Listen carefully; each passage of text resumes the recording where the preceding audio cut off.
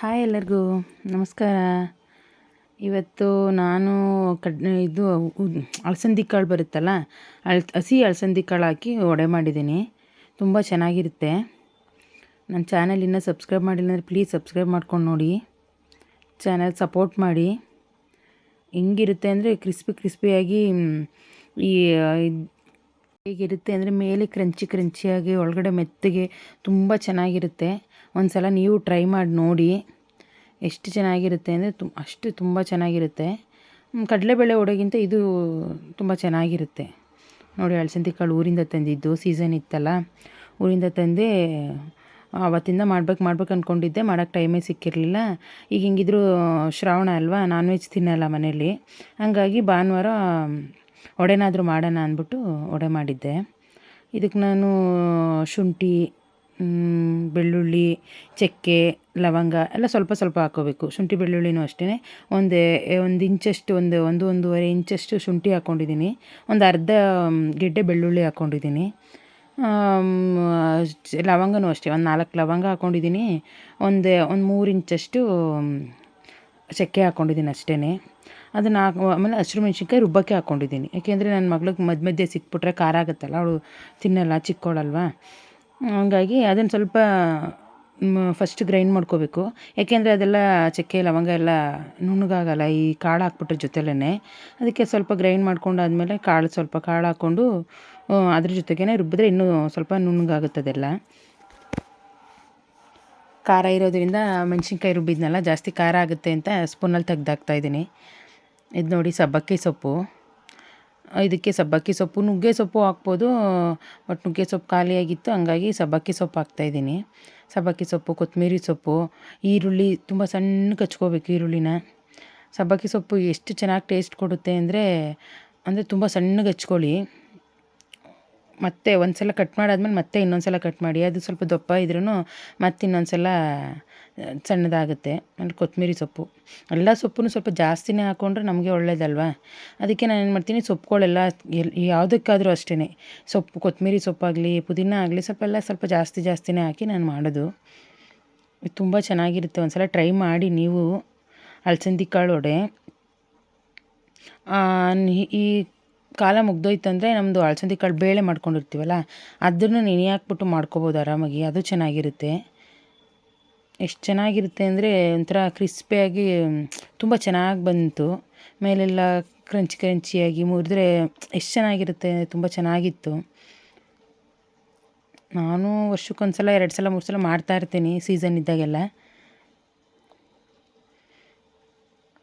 ಈಗ ಒಂದು ಸಲ ಬರುತ್ತೆ ಕಾಳು, ಮತ್ತು ನೆಕ್ಸ್ಟ್ ಇನ್ನೊಂದು ಸಲ ಬರುತ್ತಲ್ಲ ಅವಾಗೆಲ್ಲ ನಾವು ಮಾಡ್ತಾಯಿರ್ತೀವಿ ನೋಡಿ. ಎಲ್ಲ ರುಬ್ಬಿದ್ದಾಯಿತು, 2 ಸಲ ರುಬ್ಕೊಂಡೆ ಕಾಳು.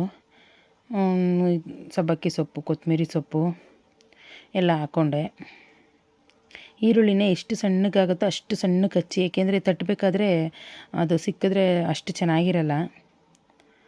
ಸಣ್ಣ ಅಂದರೆ ತುಂಬ ಸಣ್ಣಗೆ ಹಚ್ಚಿ, ನಿಧಾನ ಆದರೂ ಪರವಾಗಿಲ್ಲ, ಸ್ವಲ್ಪ ಸಣ್ಣಕ್ಕೆ ನೀಟಾಗಿ ಹಚ್ಚಿದ್ರೆ ವಡೆ ತಟ್ಟಬೇಕಾದ್ರೆ ನಮಗೆ ಅಷ್ಟಾಗಿ ಸಿಗಲ್ಲ. ಈ ದಪ್ಪಕ್ಕೆ ಹಚ್ಚಿದ್ರೆ ಏನಾಗುತ್ತೆ, ವಡೆ ತಟ್ಟೋಕ್ಕೆ ಆಗಲ್ಲ. ನೋಡಿ ಎಷ್ಟು ಸಣ್ಣಕ್ಕೆ ಹಚ್ತಾ ಇದ್ದೀನಿ ಅಂತ ನಿಮಗೆ ತೋರಿಸ್ತಾ ಇದ್ದೀನಿ.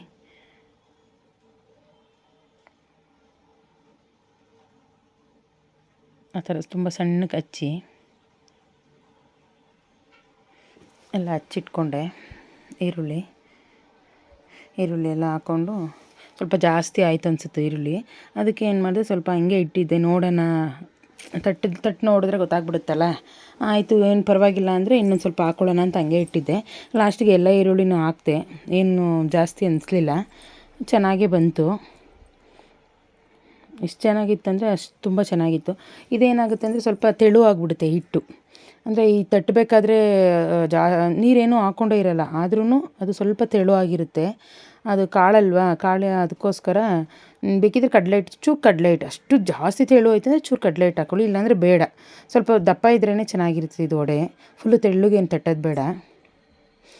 ರುಚಿ ಎಷ್ಟು ಬೇಕಷ್ಟು ಉಪ್ಪು ಹಾಕ್ಕೊಂಡು ಕಲಿಸ್ಕೋಬೇಕು ನೀಟಾಗಿ, ಎಲ್ಲ ಮಿಕ್ಸ್ ಮಾಡ್ಕೋಬೇಕು. ಕೆಳಗಡೆ ಮೇಲೆ ಮಾಡಿ ನೀಟಾಗೆಲ್ಲ ಮಿಕ್ಸ್ ಮಾಡಿಕೊಂಡು ಚೆನ್ನಾಗಿ ಆ ಥರ ಕಲಸಿದ್ರೆ ಎಲ್ಲ ಮಿಕ್ಸ್ ಆಗುತ್ತೆ ಚೆನ್ನಾಗಿ.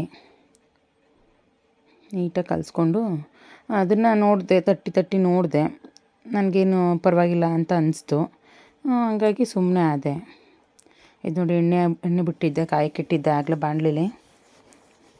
ಬಾಣಲಿ ಏನು ಹಿಂಗಿದೆ ಅಂದ್ಕೋಬೇಡಿ, ಇದಾಗಲೇ 15 ಇಯರ್ಸಿಂದ ಯೂಸ್ ಮಾಡ್ತಾಯಿರೋ ಬಾಣಲಿ. 15-20 ಇಯರ್ಸೇ ಆಯಿತು ಅಂದ್ಕೋತೀನಿ. ಈ ಬಾಣಲಿ ಏಜ್ ಜಾಸ್ತಿನೇ ಆಗಿದೆ ನೋಡಿ. ಆ ಥರ ಅಮ್ಮ ಮನೆಯಿಂದ ನಮ್ಮ ಮನೆವರೆಗೂ ಕ್ಯಾರಿ ಆಗಿದೆ ಇದು. ಅದು ತಟ್ಟಿ ಹಂಗೆ ಅಲ್ಲೇ ಹಾಕೋಬೇಕು. ಈ ಬಟ್ಟೆ ಮೇಲೆಲ್ಲ ತಟ್ಟಕ್ಕಂತೂ ಆಗಲ್ಲ ಇದು, ಏಕೆಂದರೆ ಸ್ವಲ್ಪ ತೆಳು ಇರುತ್ತೆ ಹಿಟ್ಟು. ನೀವು ಕಡಲೆ ಹಿಟ್ಟು ಹಾಕ್ಕೊಂಡು ಇದು ಮಾಡ್ಕೊಂಡ್ರಿ ಅಂದರೆ ಒಂದು ವೈಟ್ ಬಟ್ಟೆ ಮೇಲೆ ತಟ್ಬಿಟ್ಟು ಹಾಕ್ಕೋಬೋದು. ಈ ಕಡಲೆಬೇಳೆ ಒಳೆ ಮಾಡಿದಾಗ ಹಾಕ್ತೀವಲ್ಲ ಹಂಗೆ. ನನ್ನ ಸ್ವಲ್ಪ ತೆಳುನೇ ಇತ್ತು, ಆದರೂ ನಾನು ಕಡಲೆ ಹಿಟ್ಟು ಹಾಕಲಿಲ್ಲ. ಚೆನ್ನಾಗಿರುತ್ತೆ, ಬರೀ ಉದ್ದಿನ ಇದು ಅಲಸಂದಿ ಕಾಳು ಅಲ್ಲದೇ ಇರಲಿ, ಕಡಲೆ ಹಿಟ್ಟೇನು ಬೇಡ ಅಂದ್ಬಿಟ್ಟು ನಾನು ಕಡಲೆ ಹಿಟ್ಟು ಹಾಕಲಿಲ್ಲ. ಹಂಗೆ ಮಾಡಿದ್ರೆ ತುಂಬ ಚೆನ್ನಾಗಿ ಬಂದಿತ್ತು ನೋಡಿ. ನಾನು ಅಲ್ಲೇ ತಟ್ಕೊಂಡು ಹಂಗೆ ಹಾಕ್ಕೊತಾ ಇದ್ದೀನಿ ನೋಡಿ. ಬೀಳೋಕ್ಕೂ ಸ್ವಲ್ಪ ಕಷ್ಟ ಅನಿಸ್ತಿತ್ತು, ಸ್ವಲ್ಪ ಹೊತ್ತು ಹಿಂಗೆ ಇಟ್ಕೊಂಡ್ರೆ ಅದೇ ಬೀಳ್ತಾಯಿತ್ತು ನೋಡಿ. ಆ ಥರ ಸ್ವಲ್ಪ ಅಷ್ಟು ಅಂದರೆ ಸ್ವಲ್ಪ ತೆಳು ಆಗ್ಬಿಡುತ್ತಿಟ್ಟು, ನೋಡ್ಕೊಂಡು ಇದು ಮಾಡಿಕೊಂಡ್ರೆ ಏನು ತೊಂದರೆ ಇಲ್ಲ ನೋಡಿ. ಸ್ವಲ್ಪ ಕೆಂಪಗಾದ್ಮೇಲೆ ಮಡ್ಚಾಕೋಬೇಕು. ಇದು ಹಾಕ್ಕೊಂಡು ನೋಡಿ ಬೇಯಿಸ್ಬೇಕು. 2 ಕಡೆನೂ ಒಂದೇ ಸಮ ಬೇಯಿಸ್ಬೇಕು. ಒಂದು ಕಡೆ ಫುಲ್ಲು ಡಾರ್ಕ್ ಮಾಡೋದು, ಒಂದು ಕಡೆ ವೈಟಿಗೆ ಎತ್ತಾಕೋದು, ಆ ಥರ ಏನು ಮಾಡಬೇಡಿ. 2 ಕಡೆನೂ ನೀಟಾಗಿ ಹದವಾಗಿ ಬೇಯಿಸ್ಕೊಳ್ಳಿ. ತಿರುವಾಗ್ತಾ ಇರಬೇಕು. ತಿರುವಾಕಿ ಇವಾಗ ಫಸ್ಟ್ ಟೈಮ್ ಹಂಗೆ ಅನಿಸುತ್ತೆ. ನೆಕ್ಸ್ಟ್ ಚೆನ್ನಾಗಿ 2 ಕಡೆನೂ ಬೆಂದಿರುತ್ತಲ್ಲ, ಎತ್ತಾಕೊಳ್ಳೋಕ್ಕೇನು ತೊಂದರೆ ಆಗೋಲ್ಲ ನೋಡಿ. ಹಂಗೆ ಅಂದರೆ ಒಂದೇ ಕಡೆ ಬಿಟ್ಬಿಡ್ಬಾರ್ದು ಬೇಯಲಿ ಇದು ಅಂತ, ಮಡ್ಚಾಕೋತಾ ಇರಬೇಕು. ಅವಾಗ ತಿರುವಾಗ್ತಾಯಿದ್ರೆ ಅದು 2 ಕಡೆನೂ ಹದವಾಗಿ ಬೇಯುತ್ತೆ ಚೆನ್ನಾಗಿ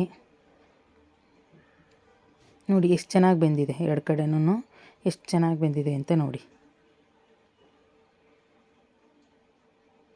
ತುಂಬ ಚೆನ್ನಾಗಿ ಬೆಂದಿದೆ ನೋಡಿ.